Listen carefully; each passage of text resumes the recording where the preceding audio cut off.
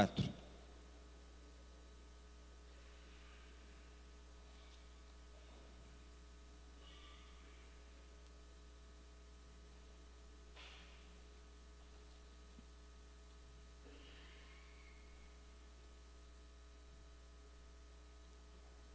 Gênesis capítulo 2, verso de número 24.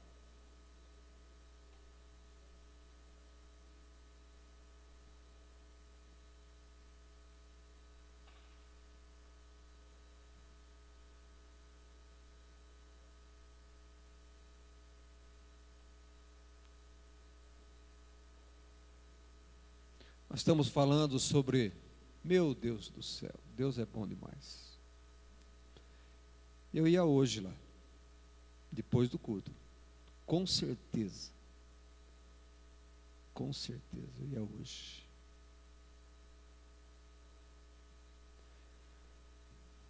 Irmãos, nós estamos falando sobre família. A Bíblia, se a gente começar a ver o que ela fala sobre família, nós não paramos de... A gente só fala sobre família, tanto o ensinamento que a Bíblia traz para nós. E alguém pediu para mim, dentro dos assuntos de família, eu pedi, você pode sugerir para o pastor, eu vou falar sobre finanças familiar. Quero falar sobre finanças familiar. Entenda uma coisa, o que o pastor ensina, o pastor dá sugestão, viu? Não é ordem, aqui nós não damos ordem para ninguém. São conselhos. Até disse que se conselhos fossem bons, ninguém dava, se cobrava. Mas aqui a gente dá o conselho. Você acatar ou não, o problema é seu, né? Não é ordem aqui a gente dá sugestão. Eu quero falar sobre finanças no lar, finanças familiar. E aqui em Gênesis, no capítulo 2, no verso de número 24, lê para mim, Toninho. Por isso deixa o homem pai e mãe e se une à sua mulher, tornando-se os dois uma só carne. Por isso deixa o homem pai e mãe e une-se a uma mulher, tornando-se os dois uma só carne. Eu já fiz um estudo sobre esse texto e poderia falar sobre isso, falar sobre o que é um casamento, que o casamento ele acaba sendo uma sociedade, ele acaba gerando um contrato entre um homem e uma mulher, aonde nesse contrato uma das regras é constituir uma família.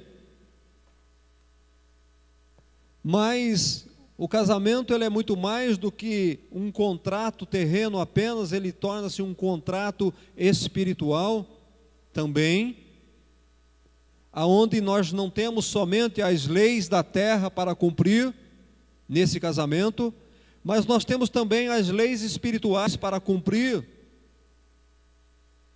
nesse casamento, nessa sociedade, nessa empresa que nós formamos. E vocês conhecem mais ou menos como funciona uma empresa. Uma empresa é formada por sócios, vamos falar de sociedade, não de uma empresa individual, porque o casamento não é uma empresa, entenda isso. O casamento não é uma empresa individual. O casamento é uma sociedade. Tem muitos que se casam e constituem, uma empresa individual no seu casamento. O que é constituir uma empresa individual no seu casamento? É onde só um manda. É onde só o marido manda. É onde só a esposa quer mandar, ou vice-versa. Isso não é sociedade, isso é uma empresa individual. Casamento é uma sociedade, aonde tem um contrato terreno, um contrato físico, que se faz num cartório, você casa, você vai no cartório, e também o que as pessoas esquecem é que tem um contrato espiritual, onde as pessoas firmam aqui no altar, e é regido pela palavra de Deus. O contrato espiritual é regido pela palavra de Deus.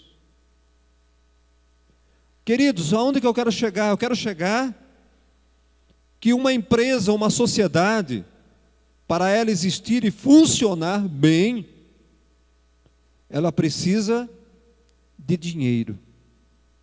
Ela precisa de dinheiro. Nenhuma empresa, nenhuma sociedade, ela é firmada, ela é formada sem dinheiro. Para começar a abrir a empresa, tem que ter dinheiro para abrir a empresa. Tem que ter fundamentos, tem que ter base, saber onde vai, tem que ter o capital de giro.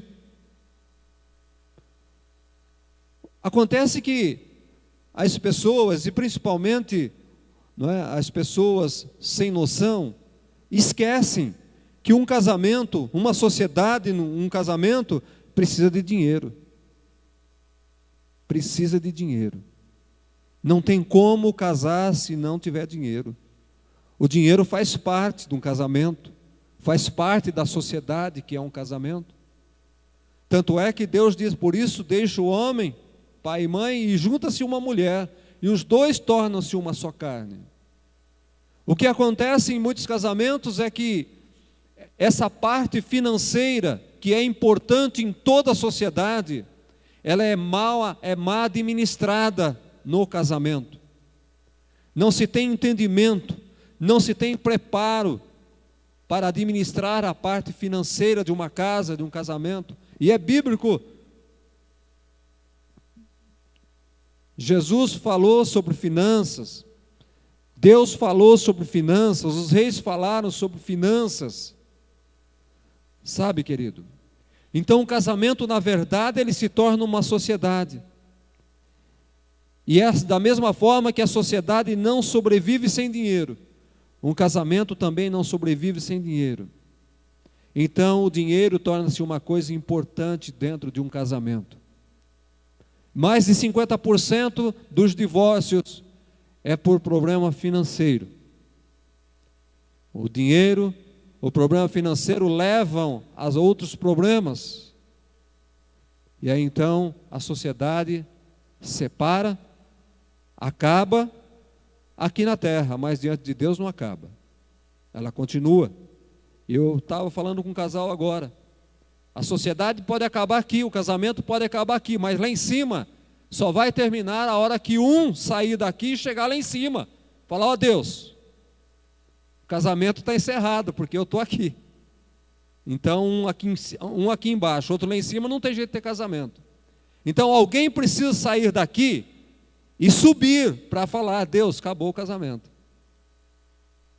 Acabou a sociedade. A questão é, quem quer subir para falar para Deus que acabou a sociedade? É verdade, querido? Você pensou nisso? A sociedade espiritual de um homem e uma mulher só termina a hora que alguém chega lá no céu, e Deus não ouve de lá. É uma oração que não adianta, Deus não ouve de lá, tem que subir lá para falar, Deus, acabou a sociedade minha.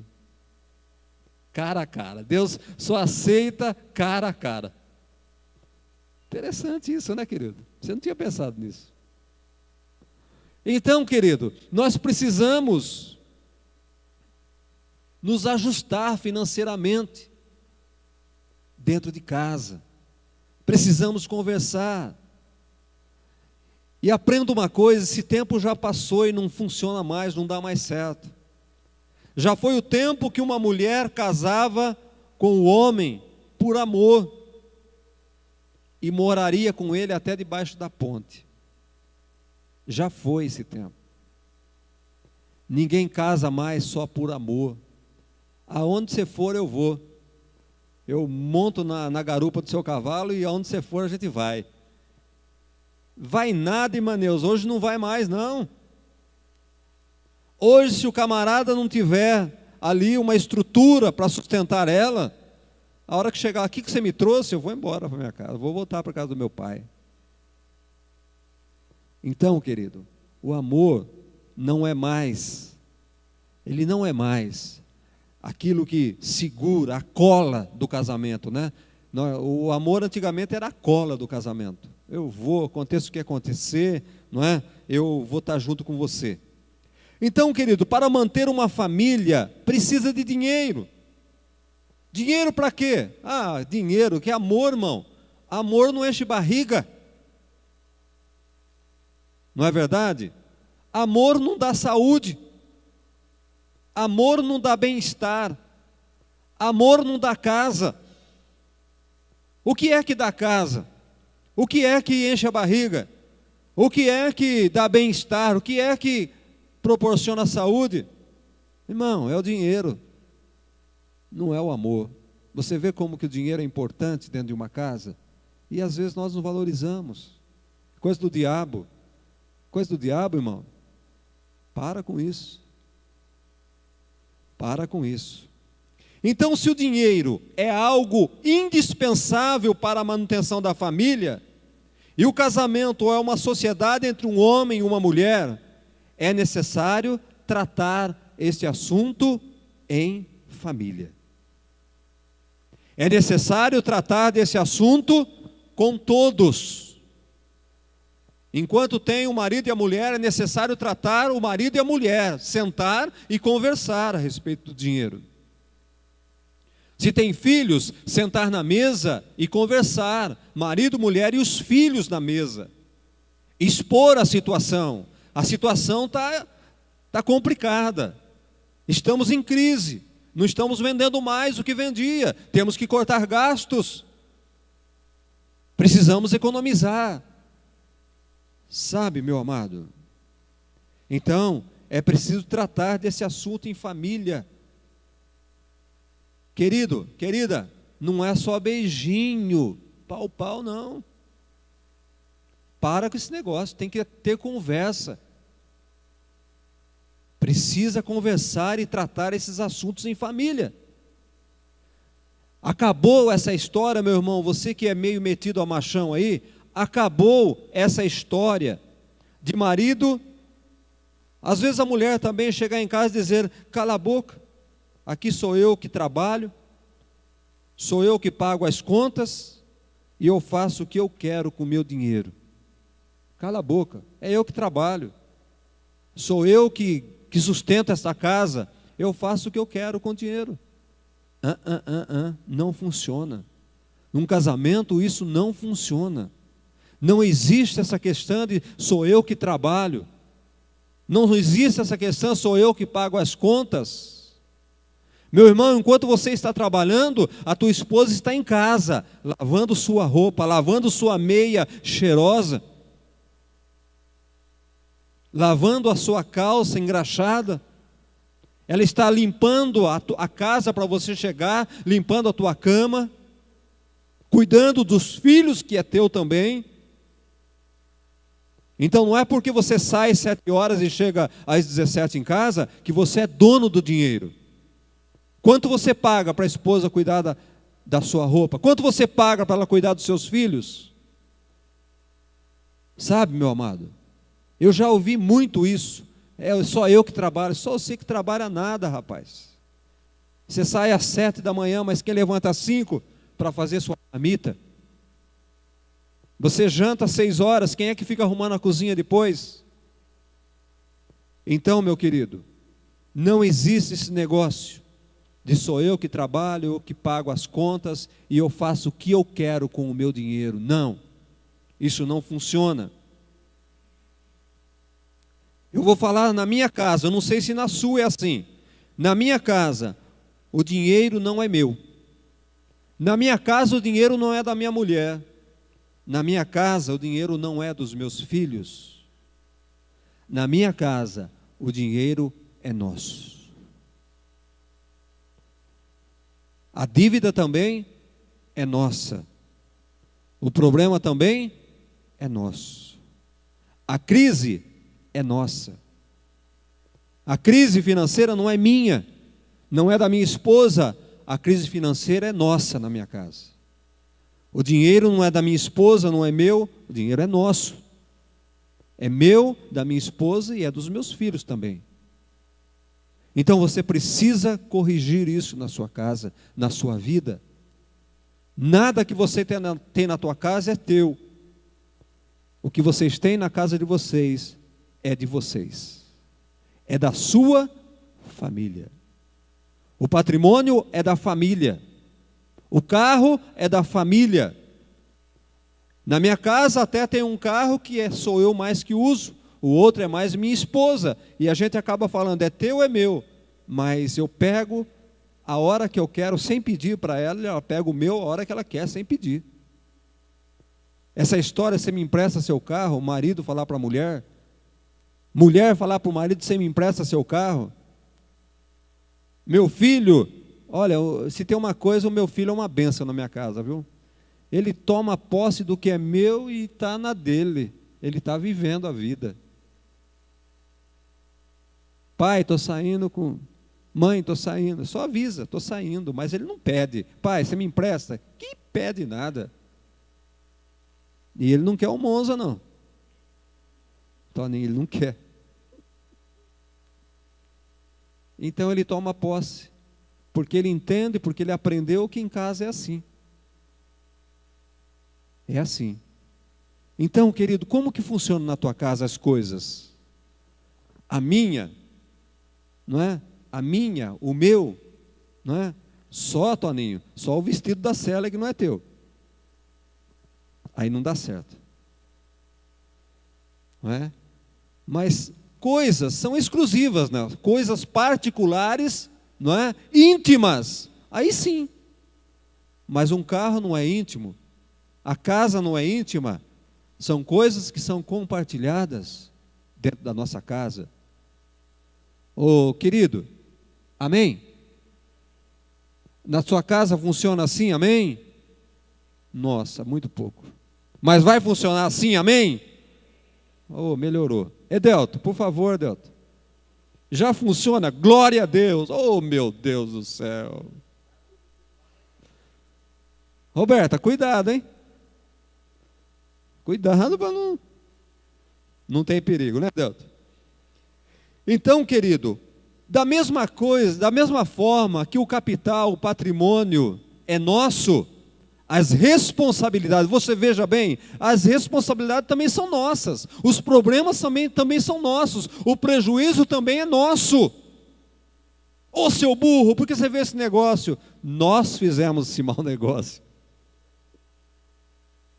Quando eu fui comprar aquilo lá, você estava junto, você falou que eu podia comprar.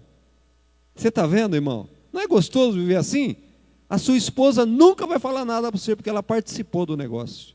O grande problema é quando a mulher não participa. O grande problema é quando o homem não participa. E aí dá a zebra, dá a zica. E aí, como é que você vai se explicar? Então, participe a família em todas as decisões, em todos os negócios. Está comprando um carro lá, você não sabe a procedência, leva a esposa para ver. Se tiver com o motor estourado, você viu junto. Para você não escutar besteira depois, querido. Está vendo como isso ajuda no relacionamento familiar? Porque se a esposa não vai ver o carro junto, chega em casa, mas não gostei, começa aquela briga. Mas se foi ver junto, não, você estava lá. A briga acaba na hora. O problema já se resolve na hora. Então, querido, conversar sobre o dinheiro em casa é muito mais importante do que parece. Conversar sobre finanças em casa é muito mais importante do que você imagina. As finanças devem ser tratadas em família. Em família. Compartilhar os gastos particulares, as receitas particulares. E se reunir para discutir o planejamento familiar deve ser hábito ou algo necessário para que todos se sintam valorizados e envolvidos como família. Na minha casa, a planilha familiar fica na mesa, não fica no meu escritório, não fica escondido, não fica na minha agenda. Eu tenho uma planilha exposta na mesa. Esse mês tem que pagar isso, isso isso. Janeiro, fevereiro e março, segura aí, porque tem IPVA, pagar. Abril e maio, segura aí, porque tem IPTU, assim para pagar. Fevereiro, tem matrícula das crianças, todos sabem. Então, o meu filho, ele sabe quanto ele custa para mim. A minha filha sabe quanto ela está custando para mim. Ela sabe que ela é cara para mim. E às vezes ela olha para mim com pena, né, o pai? Eu estou judiando do senhor, mas pai, eu vou recompensar, viu? Porque ela sabe quanto eu pago de aluguel para ela lá em Campinas, ela sabe quanto custa a escola, ela sabe quanto eu pago de alimentação para ela por mês. Você cria o seu filho sem saber quanto ele te custa? É bom ele saber quanto ele vale. Você sabe quanto custa o Arthur para você por mês, Toninho?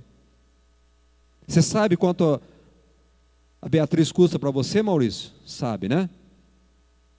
Tem pais que não sabem quanto custa os seus filhos.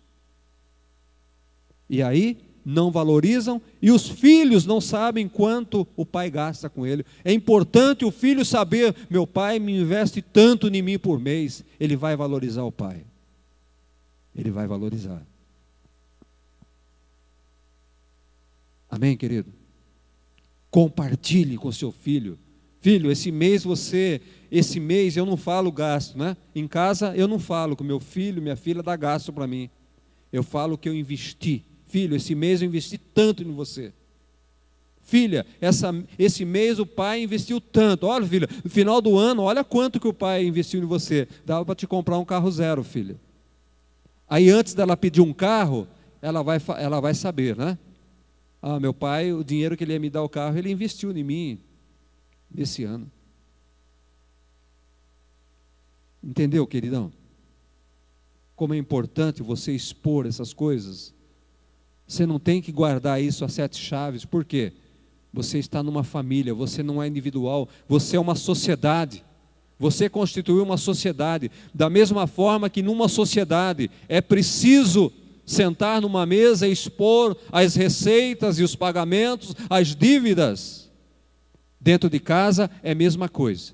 Tem que colocar as receitas e tem que colocar as dívidas a par de todo mundo, até do neném. O neném já tem que aprender a crescer na mesa, sentado na mesa, sabendo das bênçãos e sabendo dos problemas também que tem.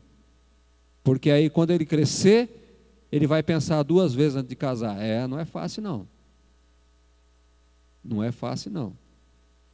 O meu menino tem 21 anos e não pensa em casar não. Porque ele sabe que não é fácil.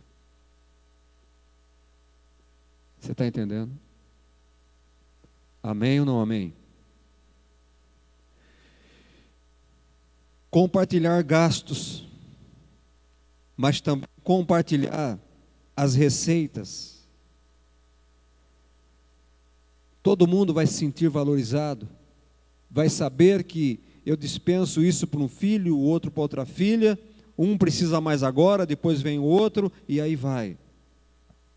Em mais da metade das famílias brasileiras, um não sabe quanto é que o outro ganha. Um não sabe quanto é que o outro ganha. Se duvidar, tem casais, não é? Que um, não é? Não sabe nem quanto que é a aposentadoria do outro. Só sabe que está aposentado. Às vezes acha que está aposentado com uma fortuna, coitado está com salário mínimo. Aposentado com salário mínimo. E tem a visão, né? Aposentado, está bem. Está bem sim. Então precisa saber, irmãos. Precisa compartilhar. É chegar no final do mês, se trabalha numa empresa, joga os olerites na mesa lá. Está aqui.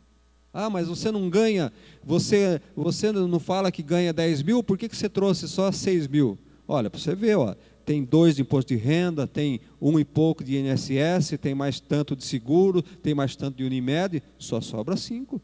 De 10 sobra 5 só.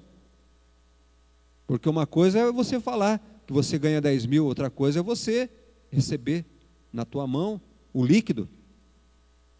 Então precisa ser compartilhado, precisa saber. Os filhos precisam saber quanto o pai ganha. O pai precisa saber quanto que o filho ganha. Tem que saber, irmão. Por quê? Para orientar. Você ganha tudo isso? E o que você está fazendo com o seu dinheiro?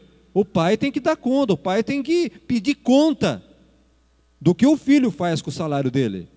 Vai estragar tudo aí na rua? Vai desperdiçar? O pai tem o dever de orientar os filhos no gasto, administrar o dinheiro. Isso é mordomia cristã.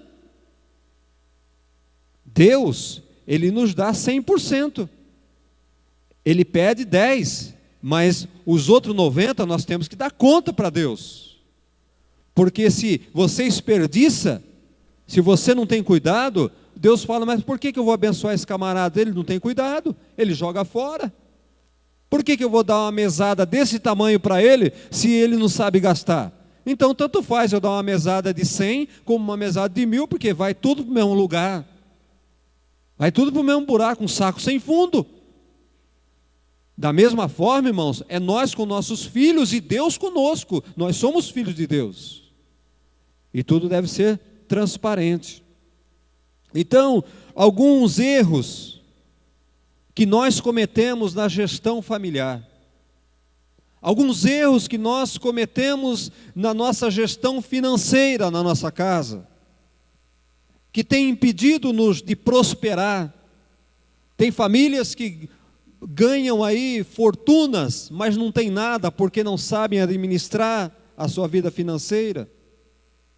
Uma das coisas que, alguns erros na gestão financeira de uma casa, é assumir sozinho responsabilidades. Assumir sozinho responsabilidades e despesas. O envolvimento de todos no orçamento doméstico. O envolvimento de todos é um dos caminhos para se alcançar não só o equilíbrio financeiro, mas também os sonhos da família. Alcançar os sonhos da família, é preciso estar todos envolvidos com o mesmo propósito e com as mesmas responsabilidades.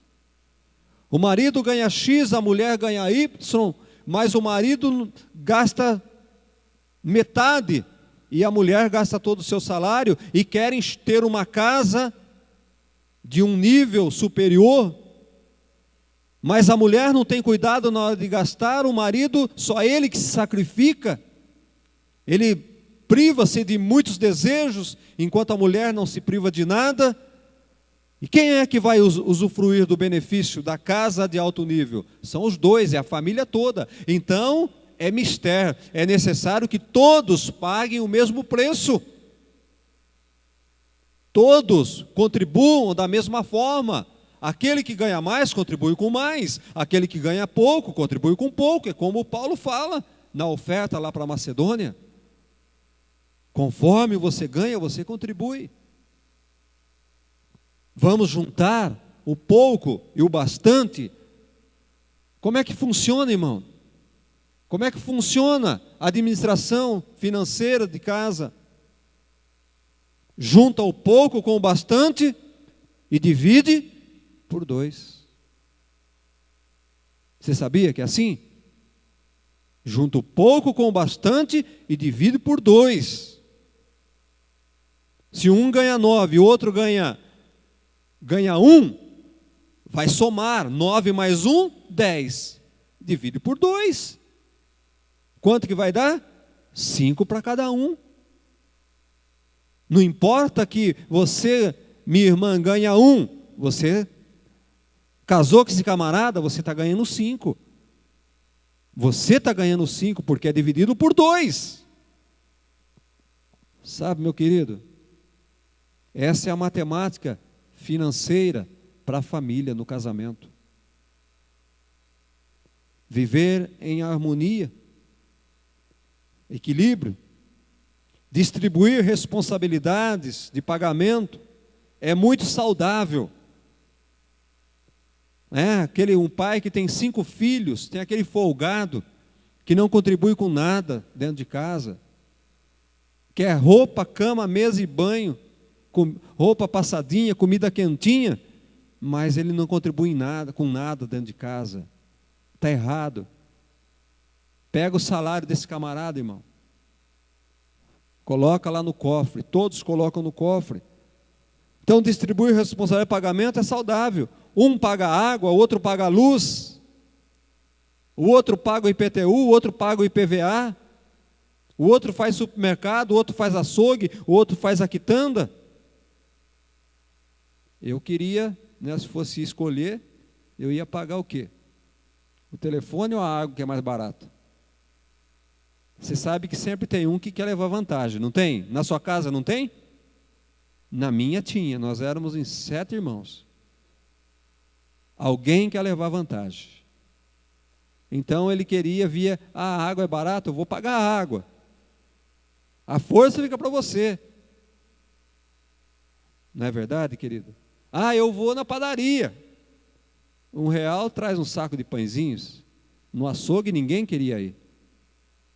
Ninguém queria ir no açougue. 1 quilo de carne custa 25. Você imagina isso, irmão? Então, qual que é o ideal? O ideal é juntar todas as receitas. Junta tudo. E nomeia ali um tesoureiro para pagar as contas. Um tesoureiro que vai pagar o supermercado, vai pagar o açougue, vai pagar isso, vai pagar aquilo. Isso é o ideal. Isso é saudável. Amém, queridos? É junto. É dividido por 2. É dividido por 2. Outra coisa, outro erro na gestão financeira familiar é não dialogar sobre os gastos pessoais. Esse é o grande problema de um casal. Não dialogar sobre os gastos pessoais. Ai, meu Deus do céu, né? Esconder do parceiro hábito comum torna praticamente impraticável a organização financeira conjunta. Muitas vezes as mulheres não contam ao marido quanto gastam, porque ele não compreende a necessidade de uma mulher. Tem medo de falar para ele, não é? O homem vai no cabeleireiro, é R$10. A mulher vai no cabeleireiro, é 110.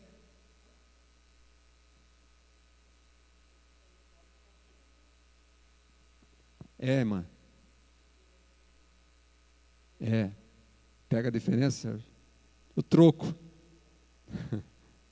Então, amados, tem mulheres que não contam quanto gastam, porque os homens não entendem que a mulher, ela necessita. A mulher necessita de mais dinheiro para manutenção. A manutenção de uma mulher custa mais do que a manutenção de um homem. O homem vai lá no seu Armando, pronto, 5, cortou o cabelo. Agora manda a sua esposa lá no Armando cortar o cabelo. Foi meu barbeiro até pouco tempo, viu? Eu estou dizendo em comparação. A mulher requer mais. Ela exige mais cuidado. E, queridão, presta atenção numa coisa. A manutenção de uma mulher bonita fica caro. E muitas vezes o marido não entende. Não dá dinheiro para a mulher se arrumar. Não dá dinheiro para a mulher se arrumar. E ele reclama, não dá dinheiro, mas sabe o que acontece, minha irmã? Aí ele fica olhando a do vizinho, fica olhando a da rua, que está bem arrumadinha, viu? Safado.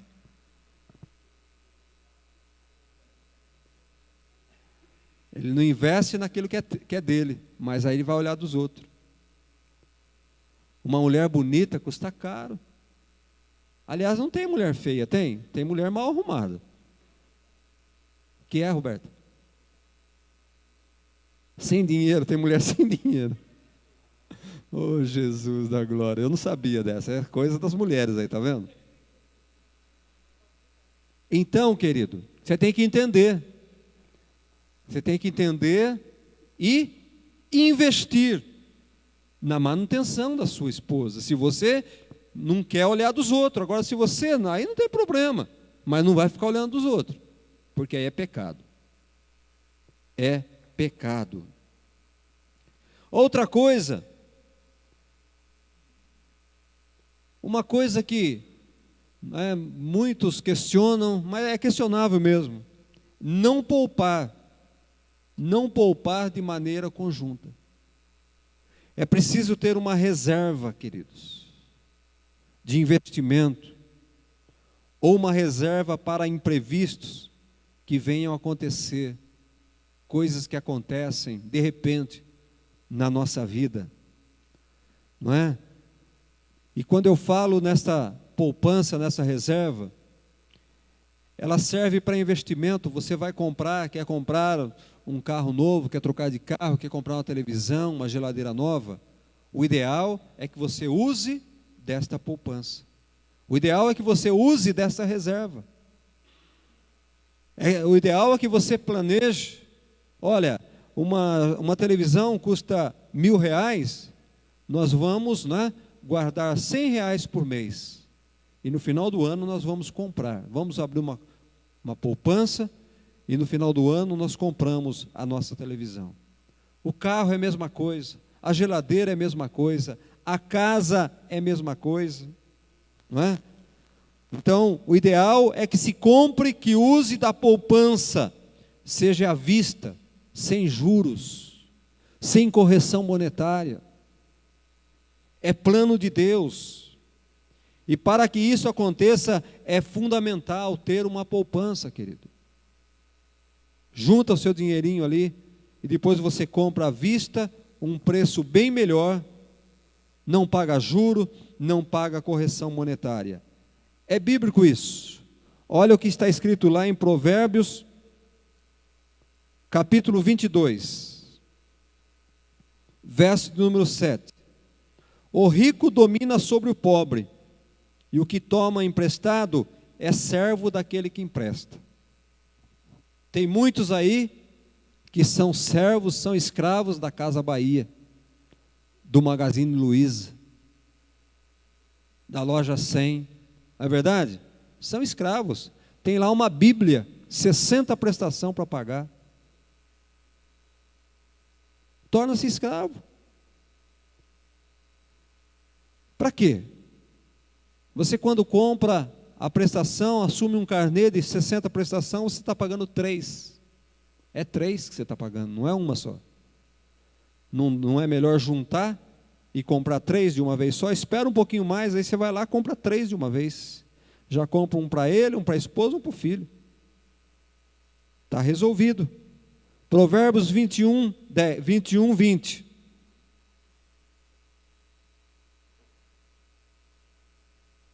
Tesouro desejável e azeite há na casa do sábio, mas o homem insensato desperdiça tudo. Tesouro desejável e azeite há na casa do sábio. Sábio é aquele que poupa, aquele que guarda, aquele que administra, aquele que tem sabedoria para guardar e administrar o seu dinheiro. E nós sugerimos, como eu sempre digo, nós sugerimos, não é ordem, se é pecado, não sei, se for pecado também, se pede perdão depois, Deus te perdoa. Certo, querido? É assim. Mas você pode evitar o sofrimento, você pode evitar a angústia, a agonia, você pode evitar o desespero do camarada batendo na porta da tua casa, de não ter que enfrentar os oficiais de justiça na porta da sua casa. Da mesma forma que é um desconforto para você, para eles é um desconforto também. Não pensa que eles gostam. E você é crente? Você é crente, irmão? Eu quero dizer uma coisa para você. Você não sabe a vergonha que você passa aqui, viu? Em todos os lugares. Nós temos aqui 3 oficiais de justiça, tem a secretária do juiz que está aqui, que faz todos os despachos das dívidas, das cobranças. Não fica assustado, não. Está aqui, olha lá, a outra lá. Sabem tudo da sua vida aqui, viu? Você não paga, você é mal pagador. E sabe onde vem? Estoura lá na salinha do pastor. Feio. O que é? Carnê da Pernambucana que não se paga. Prestação de carro que não se paga. Sérgio.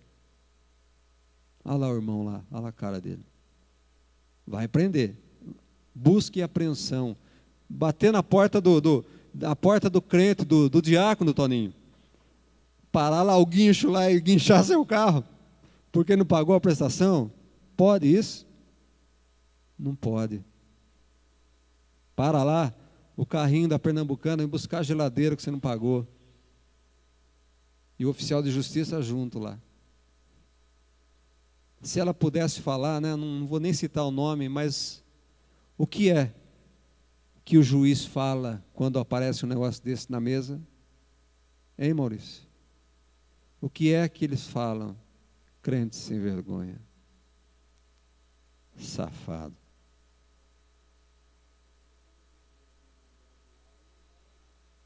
O duro quando leva um mundano. É. Exatamente. Irmão, você está vendo como é sério as coisas? Às vezes a gente leva, né? Releva muitas coisas aí. Mas é a vida. E a Bíblia fala, né? Deus orienta.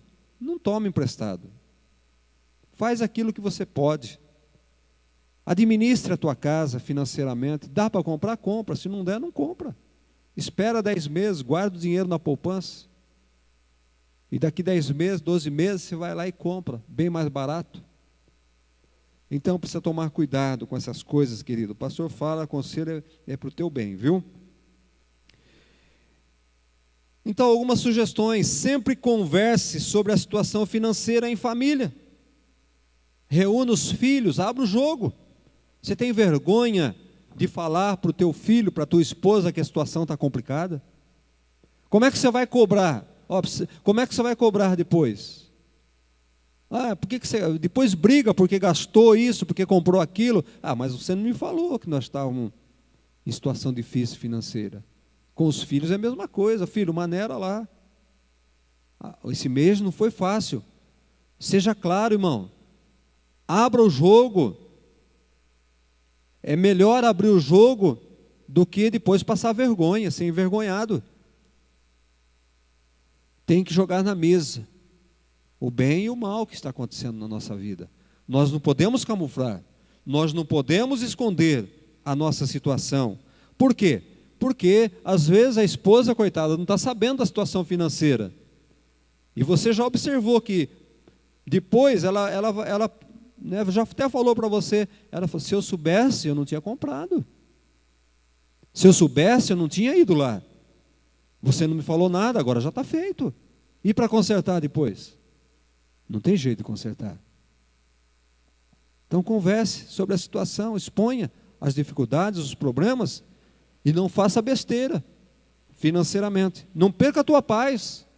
Tem muitos que perdem a paz dentro de casa, simplesmente porque não sabem administrar. Adeque o estilo de vida familiar à realidade financeira em que vivem. As ostentações e gastos desnecessários desregulam a casa, tira a estabilidade da família.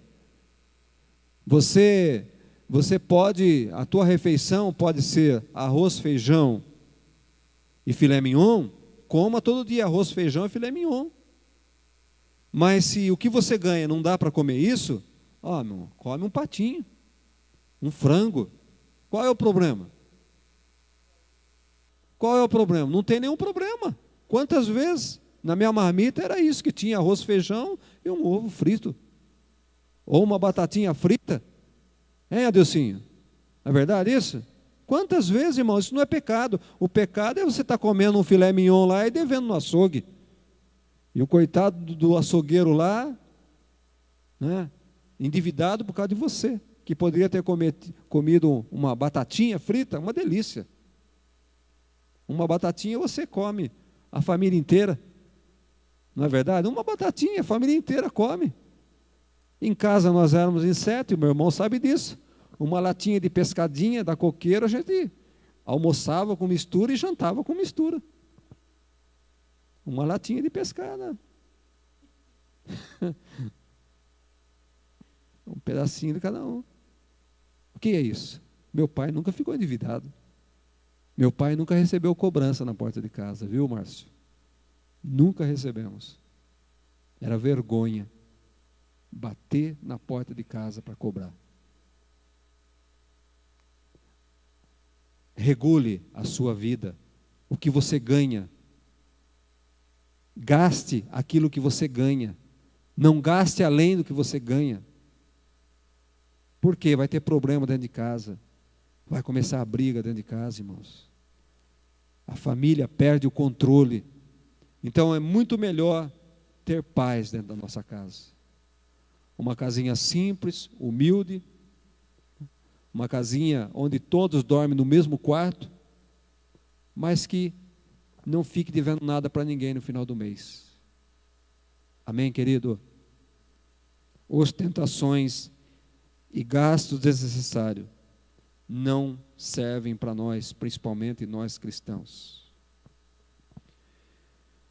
Faça um orçamento de seus gastos mensal para que você não gaste mais do que você ganha. Não pode gastar mais do que você ganha. Eu tenho uma planilha de todos os meus gastos. Mas primeiro eu tenho que saber quanto eu vou ganhar. Eu tenho certeza que o meu pagamento, não é? Que eu não vou ficar doente, que não vai acontecer isso. Por isso que precisa poupança. Você não sabe se vai ficar doente. Principalmente quem trabalha no comércio, quem trabalha autônomo, não sabe quanto vai vender. Então precisa ter precaução, precisa ter cuidado. Mas tenha lá uma planilha na tua mesa. Eu ganho X por mês, eu não posso gastar mais do que esse X por mês. O problema do Brasil é esse, sabia? O problema do governo é esse. É gastar mais do que ganha, do que entra. Tanto é que existe uma lei, a lei de responsabilidade tributária, aonde os prefeitos têm que prestar conta e não pode, não é? Por isso que o funcionário público, não critique, por isso que o funcionário público aqui teve 3% de aumento. É o que o prefeito tinha para dar de aumento, 3%. Ele não pode gastar mais do que entra. Quem vai pagar? Ele vai pagar do bolso dele? O que a Dilma está fazendo é isso. Aumentando impostos, cortando isso, aquilo, porque ela não pode, ela não tem de onde tirar dinheiro. Então não pode dar aumento. Não adianta você querer agradar o seu filho, a situação, vou aumentar a sua mesada. Aumentar da onde você vai ter a mesada? Do cheque especial? Do cheque especial? Do cartão de crédito? Querido, preste atenção, são coisas importantes para a saúde da sua família. Então coloque numa folha tudo que você gasta, e aí você vai deduzindo do que você ganha, para ver o que sobra. Se empatar já está errado, viu? Se você fizer uma lista e empatar com o que você ganha já está errado. Você tem que separar pelo menos 10% que é para poupança, porque o mês que vem você não sabe o que vai acontecer. Você tem que estar preparado. Devemos estar preparados. Aprenda a arte de economizar. Estamos vivendo em crise. Crise mundial, crise em todos os sentidos. Não adianta dizer, eu sou crente. Irmão, você é crente. Deus não vai pagar a sua conta, o anjo não vai descer para pagar a sua conta. Nós estamos em crise. Diminuiu a venda lá, Toninho? Diminuiu a venda, Sandra?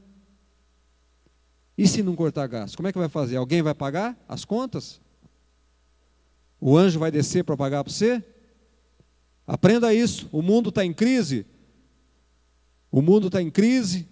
O Brasil está em crise. Ela vai chegar na tua casa também. Porque nós estamos vivendo neste mundo. Fisicamente nós estamos nesse mundo. Espiritualmente não importa. Mas fisicamente nós vamos sofrer as consequências de uma crise. Então precisamos ter segurança. Então aprenda a economizar. Antes de comprar qualquer coisa, pergunte a você mesmo: será que eu preciso comprar isso? É necessário eu comprar isso? Tem que ser agora, não dá para esperar? Não dá para ser depois? O grande problema é que nós achamos que a coisa é para aqui agora, é para este momento, quando muitas vezes você compra uma roupa, paga caríssimo, e depois fica no guarda-roupa, você nem usou, um sapato que você nem usou, um carro zero, sendo que você tem um carro bom, que uma simples manutenção você poderia usar muito bem ele. Em todos os sentidos, queridos, precisamos ter cuidado. Então, quando comprar, onde comprar é o momento. Quanto? A quantidade. É preciso ter cuidado dentro de casa com o desperdício. Deus não aprova o desperdício. Deus não aprova. Deus não abençoa aquele que desperdiça, irmãos, que estraga as coisas. É preciso ter cuidado com as coisas, porque é Deus que nos dá. Você trabalha, Ele que dá saúde para você. Você está num bom emprego, foi Ele que encaixou você lá. Então nós temos que honrar aquilo que Deus tem nos dado. Então cuidado com o desperdício.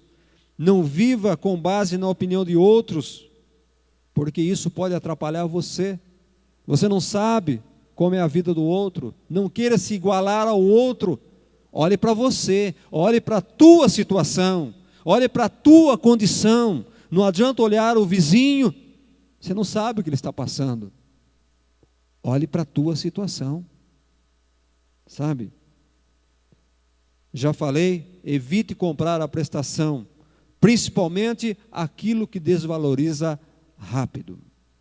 Aquilo que desvaloriza rápido. A coisa mais triste para mim, eu como pastor, eu fico muito triste quando eu vejo jovens, principalmente jovens, que ganham, eu sei quanto ganham, e estão comprando aí esses celulares que custam R$2.500, R$1.800. Ele ganha o salário mínimo e está com um pareião daquele, no bolso, na cinta, se exibindo dentro da igreja, diácono. Não é? Além de atrapalhar o culto, está lá com uma prestação, né? Ele ganha 800, ele está com uma prestação de 500, para pagar só do celular. E esse celular, daqui 3 meses, ele pagou 2,5, ele não vende por 500. Coisas que desvalorizam. Precisa ter cuidado para comprar essas coisas. O meu é um Samsung último tipo, última geração, o meu Samsung. De 2000 e... É isso aí, querido. O meu é mais ou menos isso.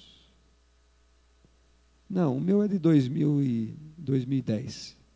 2010, última geração, 2010. Paguei R$90 dele. 90. Muito melhor do que aquele lá. Aliás, o meu ainda eu peguei, né? Era 90, mas eu tinha uns créditos da Vivo. Peguei de graça. Não, ele fala a mesma coisa. Ele escuta a mesma coisa. Por quê? Não é? Eu podia ter um de 2,5, mas para quê? Não tem porquê, não tem razão, não tem necessidade. Cadê o tijolão, Sérgio? O Sérgio tem um daquele tijolão ainda. Motorola. Tijolão da Motorola. Então, queridos, isso, eu fico muito triste quando vejo isso, irmão. O camarada está ali, sei quanto ganha, pagando R$500 por mês no celular, e daqui a pouco não vale mais nada. Para que isso? Para aparecer, para se exibir, para estar na moda? Que moda? Que moda? A moda já caiu da moda. Já lançaram outra moda nova. Você percebeu isso? A moda caiu da moda porque já inventaram outra moda nova. Cadê o Michel Teló? Já tem outro aí, cara. Já tem outro. Roupa, aqui. Aqui, para quê, gente? Tá bom demais essa blusinha aqui, esse sapatinho aqui, tá bom demais. Para quê?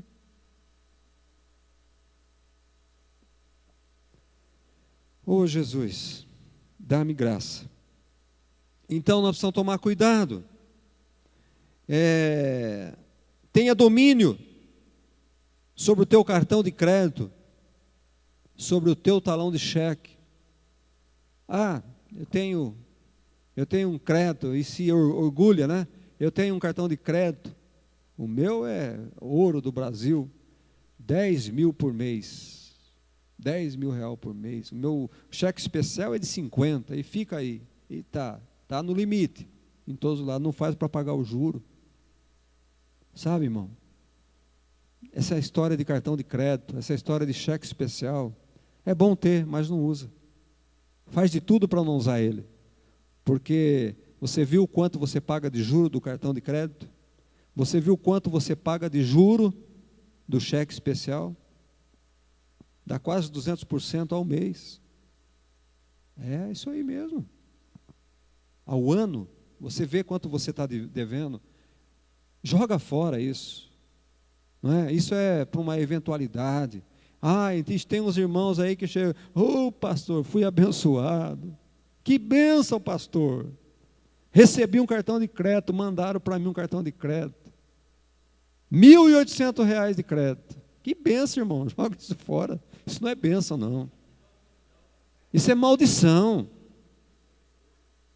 O gerente me chamou lá, eu tinha o meu cheque especial era de 1.800, foi para 5.600, pastor. Falei, irmão, isso não é bênção. Isso não é bênção. E o duro é quando chama um pastor para orar pelo carro lá fora. Deus me abençoou, pastor. Você precisa orar pelo meu carro, a chave está aqui, zerinho. E aí, irmão, como é que foi? Como é que foi? Eu financiei, estou pagando 1.800 por mês. Ganhou uma Bíblia junto, veio uma Bíblia junto. Um carnê de 60 prestação para pagar. Isso é bênção, irmão. Irmão, carro financiado é bênção. Quem concorda que carro financiado é bênção? Carro financiado não é seu, é do banco. E quando você acabar de pagar ele, não vale mais nada.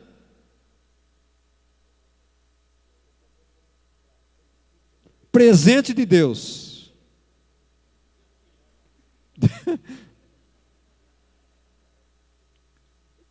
Por favor, irmão.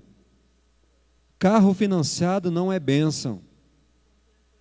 É maldição. É bênção para o banqueiro que vendeu 3 carros para você e deu 1. Ele está te cobrando 3 carros e deu 1 carro para você. Deixa de ser besta, irmão. Me perdoe, né? Eu falo, meu. Às vezes não devo falar, mas eu falo.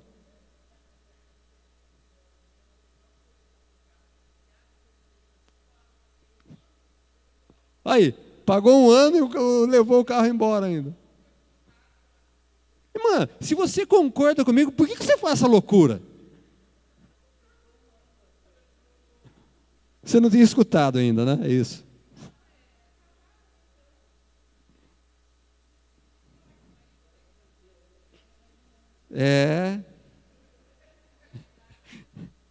Você nunca vai ter, quem anda com coisa financiada, nunca vai ter o que é dele. Sempre do banco, é do banco, é da concessionária, irmão. Não é seu. Não é seu. Deixa de pagar 3 prestações, você vai ver se é seu. Daqui a pouco encosta o guincho lá e vim buscar o carro do banco. E você vai chorar para quem? Não adianta chorar, irmão. Não adianta. Então, querido, tenha domínio. Se tiver talão de cheque, tenha domínio. Se tiver cartão de crédito, tenha domínio. É você que domina ele não pode dominar você. A tua vontade, o teu desejo. Não é? Você não pode ser dominado pelo cartão de crédito. Você não pode ser dominado pelo cheque especial. Tenha cartão de crédito? Tenha.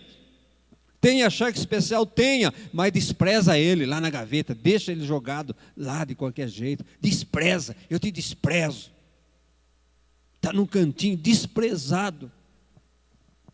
Não valoriza o cartão de crédito, não, porque ele não vale nada. É uma tentação.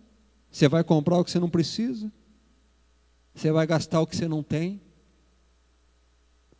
Sabe, querido? Tenha sempre a poupancinha, trabalhe com a poupancinha, use mais a razão do que a emoção na hora de comprar alguma coisa. E nunca faça sozinho, nunca faça sozinho. Compartilhe com o pai, se é solteiro, com a mãe.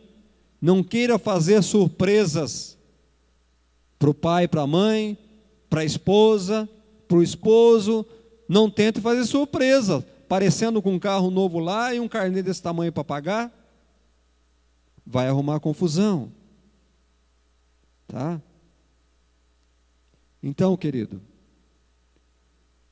faça uma programação mensal dos seus custos das entradas.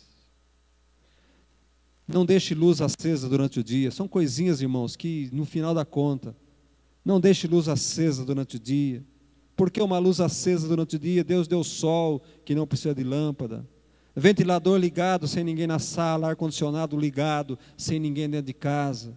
Torneira pingando, são coisinhas que dá diferença. Aprenda a arrumar uma torneira, custa 20 centavos, uma borrachinha ela para de pingar. Cuida da sua casa, mantenha em ordem. Não espera a casa cair para fazer uma reforma, uma pinturinha de um lado, depois do outro. Vai cuidando, não deixa acumular tantas coisas. Não espera queimar todas as lâmpadas para trocar. Queimou uma, troca uma, é mais barato, mais fácil do que trocar todas depois. Sabe, amado? Então são coisas que são fundamentais para a nossa vida, para a nossa administração financeira. Tá. Eu não podia deixar de falar sobre a parte que é do Senhor. A administração financeira do crente, que esquece de Deus, está furada completamente. A administração financeira para o cristão, que esquece a parte que é de Deus, está furada. Pode ser o melhor administrador financeiro, mas se ele não devolver o que é de Deus, está tudo errado, está furado. Malaquias capítulo 3, verso 10. Provai, e vê se eu não abro, se eu não repreendo o devorador na tua casa. Eu não vou falar sobre isso porque, né? Mas, querido, literalmente, o devorador, quando nós somos fiéis nos dízimos, ele está amarrado. Deus é fiel para repreender o devorador da nossa casa. Ele não mexe nas nossas finanças. Não é? Quem não dá o dízimo, uma hora é uma doença, outra hora é um carro que bate, outra hora é um remédio inesperado, outra hora é tanta coisa inesperada que acontece, porque não é dizimista. Não é? Provai-me nisto, diz o Senhor. Ou nós cremos na palavra ou não cremos na palavra. Eu tenho uma mensagem que eu digo assim. Eu, quando era criança, os meus avós, presta atenção nisso, é muito, muito interessante. Os meus avós, eles eram ameieiro. Eles cuidavam de café de ameia, tocavam café de ameia. Então, o que acontecia? Tinha lá o fazendeiro, que ele tinha a fazenda de café, né? E o colono, ele ia lá, o fazendeiro dava a casa para ele, o fazendeiro dava a semente para ele, o fazendeiro dava o adubo para ele, o fazendeiro dava tudo para ele, né? E ele cuidava do café, colhia o café, secava o café, ensacava o café, aí o fazendeiro vendia o café. Sabe, querido? Vendia o café, deu R$1.000, 500 para o fazendeiro, 500 para o colono. Aquele que plantava, que colhia, ele ganhava 500. Mas o fazendeiro, ele deu a semente, ele deu tudo. Sabe, e ficava metade para cada um. É um negócio justo? Eu até acho que era um negócio justo. Né? Os dois viviam bem. Você quer saber como nós somos com relação a Deus? Queridos, olha o que Deus me falou. Nós somos os colonos. Quem que é o grande fazendeiro? É Deus, não é? Você estava lá na igreja, né, filho? Quem é o grande fazendeiro? É Deus. Deus, Ele nos dá a casa para nós morar. Deus, Ele nos dá a terra. De quem que é a terra? De quem que é a semente? De quem que é a água? Quem dá água? Quem que dá um insumo? Quem que dá saúde? Deus, Ele nos dá tudo. Não é? E nós só trabalhamos. Nós só trabalhamos. Vamos vender? Vamos vender a nossa produção? Metade vai para o fazendeiro, metade fica para nós. Como é que nós fazemos com Deus? 10% vai para Deus. O fazendeiro só recebe 10%. E nós que somos o colono ficamos com 90%. Vocês tinham pensado nisso? O fazendeiro que dá tudo, dá semente, dá o adubo, dá a terra, dá o tempo, dá a chuva, ele fica com 10. E mesmo assim nós furamos o olho dele, né? Mesmo assim nós furamos o olho dele. Deus, não colhi nada esse mês. Esse mês não tem sua parte. Irmão, vê como nós somos ingratos? Ele dá tudo. Somos os colonos. E ele fala, fica com 90, não precisa dar 50 para mim, eu quero só 10. Nós fazemos essas coisas com Deus. Então não adianta você ser um excelente administrador. Se você querer tapear Deus, vai vir a praga no cafezal, vai vir a geada no cafezal, presta atenção, vai vir a praga no cafezal, vai vir a geada no cafezal, vai gear, vai perder toda a produção, irmão. Presta atenção nisso, você já percebeu? Parece que está indo tudo bem, de repente, você bate seu carro. Foi o salário do mês inteiro para consertar o carro? Você percebeu, está tudo bem, uma cirurgia, de repente, você vai no médico, o salário do mês inteiro fica para o médico? Você já percebeu? Não aconteceu com você ainda, mas pode acontecer. Você trabalha a vida inteira, tem lá uma fortuna que você ganhou, de repente vem um câncer e leva você embora? Você poderia viver mais não sei quantos anos, mas um infarto, um câncer, leva você embora? Às vezes você não sabe, mas Deus está te poupando você de viver mais, porque você não foi dizimista. Irmão, às vezes eu exagero, mas eu prefiro exagerar para o seu bem, viu? Administração financeira. Não adianta ser bom se você não for fiel a Deus. Se você não for fiel a Ele. Então, o princípio da boa administração financeira e do sucesso para muitos, infelizmente, é o dízimo. Infelizmente, para mim é uma benção. Eu dou com prazer, com alegria. Né? E a tesoureira sabe, quando eu esqueço de colocar lá, eu saio correndo atrás dela. Meu dízimo está aqui, por favor, leva embora. Não é meu. Amém, querido? É uma lição para você. Assim como todas as lições, como todos os professores, ele ensina. Aquele que quer, pratica. Aquele que não quer, não pratica. É por isso que temos ótimos médicos, temos ótimos advogados, e temos também aqueles que não servem para nada. Por quê? Não coloca em prática aquilo que o professor ensina ali. Ele despreza os ensinamentos e é um mau profissional, porque não coloca em prática aquilo que ele aprendeu. Vamos colocar em pé.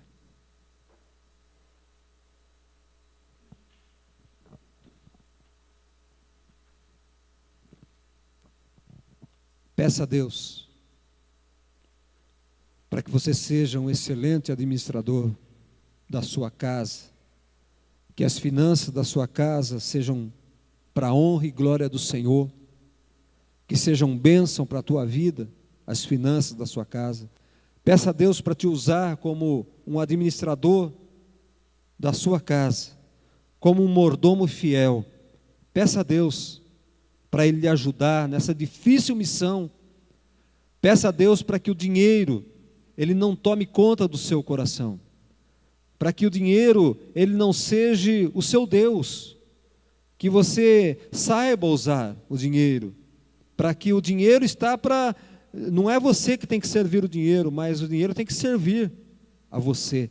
Servir para você se manter aqui nessa terra. Peça a Deus para você ser esse homem de Deus, assim como foi José, assim como foi tantos outros na Bíblia, de sucesso, porque cumpriam os propósitos de Deus, andavam segundo o ensinamento da palavra de Deus.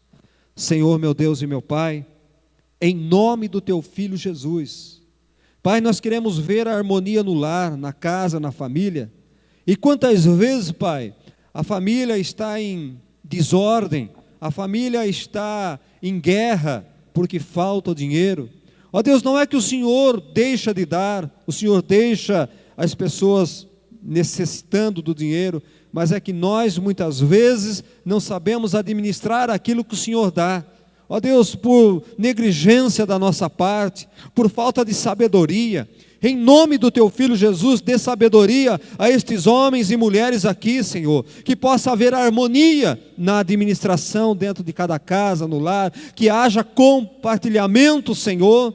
Ó Deus, que seja as finanças desses lares, sejam realmente um livro aberto, exposto nas mesas das casas, ó Pai, onde todos saibam, ó Deus, o quanto ganham, o quanto gastam, e que vivem em harmonia, um ajudando o outro. Em nome do Teu Filho Jesus, Pai, que esta bênção financeira recaia sobre os nossos lares, a sabedoria, ó Deus, a ousadia, em nome de Jesus, o temor ao Senhor, em primeiro lugar, Senhor, naquilo que nós fazemos, sabendo que somos mordomos do Senhor aqui nesta terra, Pai. Nos ensina e nos ajude a cada momento, em o nome do Teu Filho Jesus. Queremos ser famílias benditas, como foi a família de Abraão, e a promessa é para nós. O Senhor falou que era a todas as famílias da terra, e nós somos todas as famílias da terra. Então nós queremos a bênção financeira de Abraão, Senhor, em o nome do Teu Filho Jesus, para todos sempre.